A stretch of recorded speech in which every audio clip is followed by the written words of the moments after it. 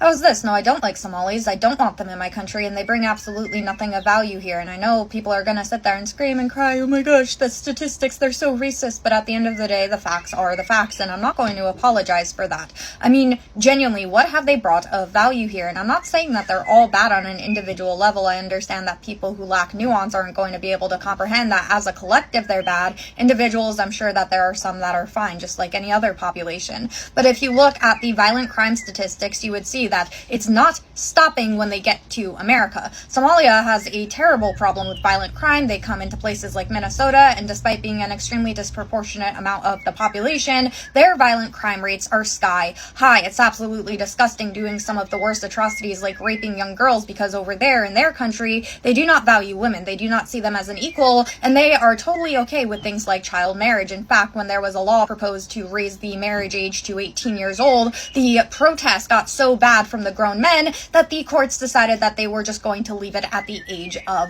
9. Is that what you want brought into your country? Is that what you want around your wives, your sisters, your daughters, just other human beings? Is that what you want to bring into this country so that you could feel better about being a white warrior? I'm sorry, that's absolutely disgusting. We know that once they got into this country, were they grateful? Did they work harder to make it better? No. They scammed the welfare system out of millions while Tim Walz just sat back and allowed them to do so. That's absolutely abhorrent. We know that Somalia is one of the most dangerous countries for Christians going, so why would we bring them into a predominantly Christian country where they're going to go around trying to propose their views, force their views down people's throats? Because in Islam, that's something that's seen as permissible to do. We know that they have a huge terrorism problem, so why would we invite that into our country? Just because a country is poor and struggling does not automatically mean that it's America's problem. I'm sorry, but they're poor and they're struggling because of who they are as people. So many other countries have been dealt a bad hand and they've been able to figure it out. Countries such as Somalia aren't able to because of the people living there. We do not need to import them to make our country worse. Sorry. Hello everyone, I'm Harrison. Welcome back to the YouTube channel. Today we talk about these unfair double standards in immigration and the rule of law. This hurts black Americans and immigrants of color a lot. Why some powerful people get away with these things? I stand with black Americans who fought unfair treatment, and I call out the anti-immigrant people who say mean this. Wow. The rule of law is only strict when it's black Americans. Why? Why is that difference? Black American gets told to follow rules and face hard punishment for small things, but others get excuses. That's very bad. This is not for justice. It keeps race unfairness going. So guys, people say they should come here legally, which they are talking to Somalis, but most don't even know what that really means. The immigration system is very hard and block many people. And the same people don't even care about real laws. They put a felon in the White House. It's crazy to care more about a small border crossing than a big crime. This madness makes me lose hope in people. So, guys, about TPS, temporarily protected status.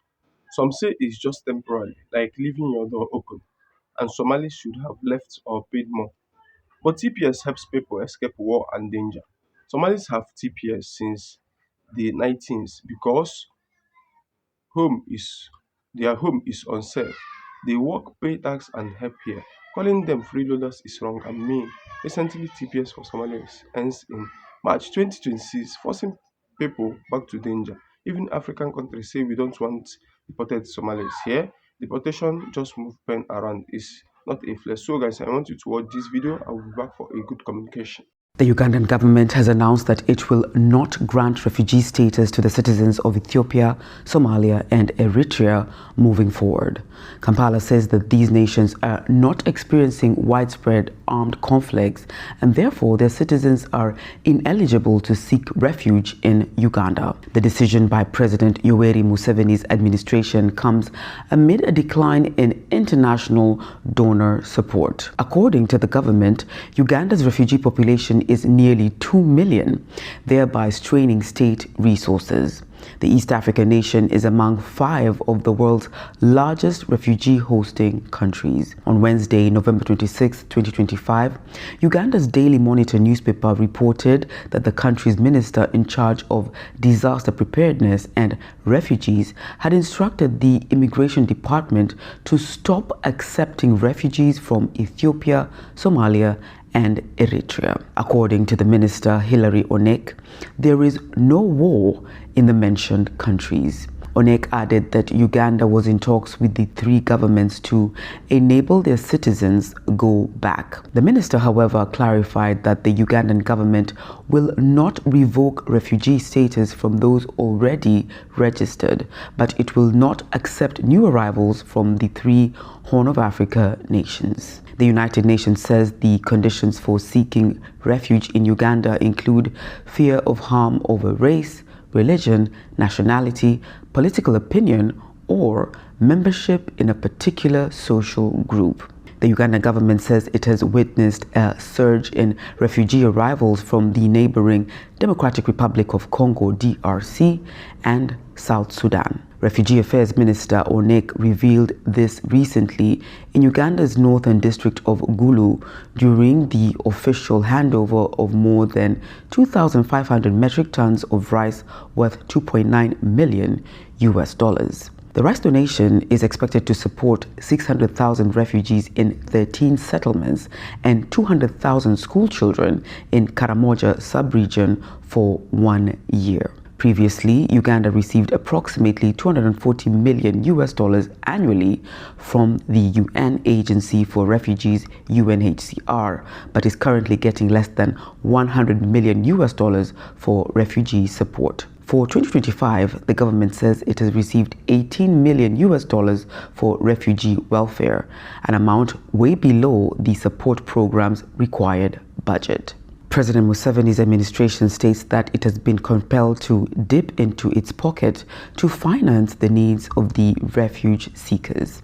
More than half of refugees in Uganda are from DRC, followed by South Sudan at slightly over 30%, and then Sudan, Eritrea, Somalia, Burundi, Rwanda, and Ethiopia below 5% each.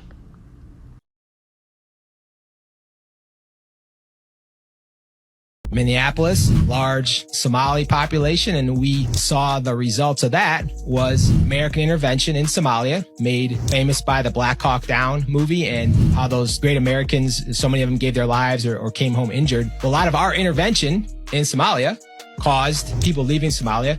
A lot of them settled in Minneapolis. There's also some communities in Wisconsin on the western side of the state, and they're here. And it doesn't appear, based off of their actions, it doesn't appear that there's a whole lot of assimilation. It doesn't appear like there's a whole lot of wanting to be Americans, of wanting to join America for what our values and for why we're living here. And it doesn't appear that's happening. So this unfairness hurts hope, but we face it with kindness. Black Americans know this pain. Immigrants face the same.